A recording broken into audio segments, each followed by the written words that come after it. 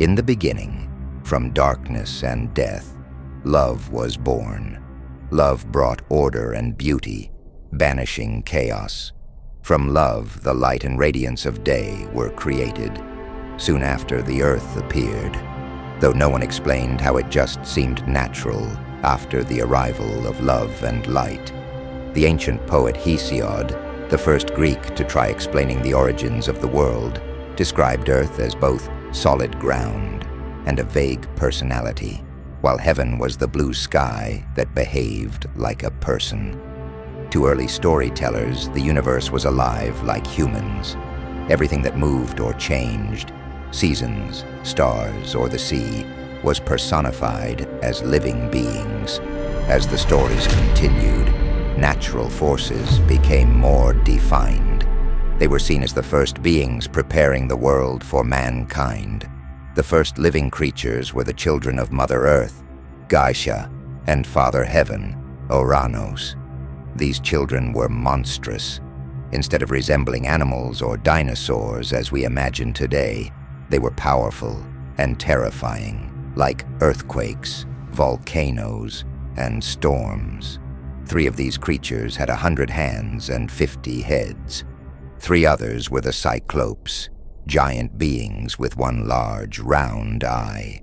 There were also the Titans, massive and strong, but not purely destructive. Some Titans, like Prometheus, would later help humanity. Ouranos, however, hated the 100-handed creatures, Hecatoncheires, and imprisoned them underground. Gaia, enraged, she cried and pleaded to the Titans for help. The Titans were scared of the might power of their father, but out of them all, only Cronus, the youngest Titan, dared to fight his father. He prepared himself for the fight. Cronus and Ouranos had an earth-shattering fight. Cronus wounded Ouranos. He overthrew Ouranos by defeating him. From Gaia's blood, new beings were born, the giants and the Furies, 3 goddesses of vengeance who lived in the underworld. The Furies, with snake-like hair and bloody tears, punished sinners and could not be banished as long as there was sin in the world. Cronus became the ruler of the universe with his sister, who is also his wife, Rhea. But Cronus feared his children. See, when his father was dying, he told Cronus that just as you are overthrowing me, the same fate would befall you. Your reign will be overthrown by your children. This prophecy lingered in his mind for ages. As a result, he feared his children because of a prophecy that one of them would overthrow him. To prevent this, he swallowed each child at birth. The only time their father held them was when he swallows them. This made Rhea very depressed. Her motherly heart broke every time Cronus swallowed her offsprings. So, she developed a plan. When Rhea had her 6th child, Zeus, she tricked Cronus by giving him a stone wrapped in cloth to swallow. She wrapped the stone in a way that it is similar to how she usually wraps her previous children, and the great Titan Cronus fell for it. Zeus was hidden in Crete. Raised by Almathea, she nurtured Zeus with her goat's milk. She ensured that Zeus knows what his father did to his brothers. This made sure that Zeus develops a certain hatred and hunger for vengeance.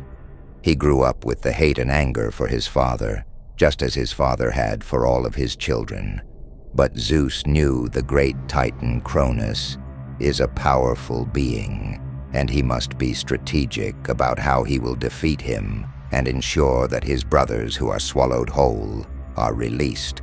Zeus convinced Metis to help him make a potion so strong that it will make Cronus throw up his children one by one, and it worked. Zeus gave Cronus the portion. The great Titan drank. He didn't know that his end was near. The mixture of copper sulfate, poppy juice, and syrup of manna forced Cronus to vomit up the other children. First came out the stone, Hades, Hera, Demeter, and Hestia. The battle between Zeus and Cronus, along with the Titans, nearly destroyed the universe. Zeus eventually won by freeing the hundred-handed monsters, Aegean, Cronus, and Gyges, who fought with thunder, lightning, and earthquakes. The epic clash lasted for 10 years. The world would shake with every blow. Cronus fought with every strength in him, but at the back of his mind, the voice of his father Ouranos lingered. He understood that Prometheus also sided with Zeus. After the Titan was defeated, Zeus punished the worst among them. Atlas, for example, was condemned to hold up the sky forever. Even after this, Gaia gave birth to one last monster, Typhon. He was more terrifying than anything before him. Typhon was able to control the wind and breathe fire. He also had 100 heads, one human and the rest animal, and he could fly with his large wings. Zeus used his thunderbolts to defeat Typhon, striking him down and trapping him under Mount Etna, which still erupts because of Typhon's fury. Later, the giants tried to rebel, but they too were defeated, thanks to the gods and Zeus's son, Hercules. With the monsters gone, the world was ready for humans. The Greeks believed the earth was a flat disk, divided by the Mediterranean and Black Seas, surrounded by the great river Ocean. Beyond Ocean lived mysterious and blessed people, like the Hyperboreans in the far north and the Ethiopians in the south, whom the gods loved. There were also different stories about how humans were created. In one, Prometheus and his brother Epimetheus were given the task. Epimetheus foolishly gave all the good traits, like strength and speed, to animals, leaving nothing for humans. Prometheus corrected this by shaping humans to stand upright like gods and giving them fire, which he stole from the sun. Zeus punished Prometheus for helping humans. He had Prometheus chained to a rock, where an eagle ate his liver every day, only for it to grow back each night. Despite this, Prometheus refused to submit to Zeus's cruelty, even when tortured. Eventually, Prometheus was freed. Some say the immortal centaur Chiron sacrificed himself to save him, or that Hercules killed the eagle. Regardless, Prometheus remains a symbol of resistance against tyranny and injustice. Thank you for watching. Please like, share, and subscribe. This really helps out the channel. And if you'd like me to do a more detailed video on any of the Titans or gods in Greek mythology, mention it in the comments.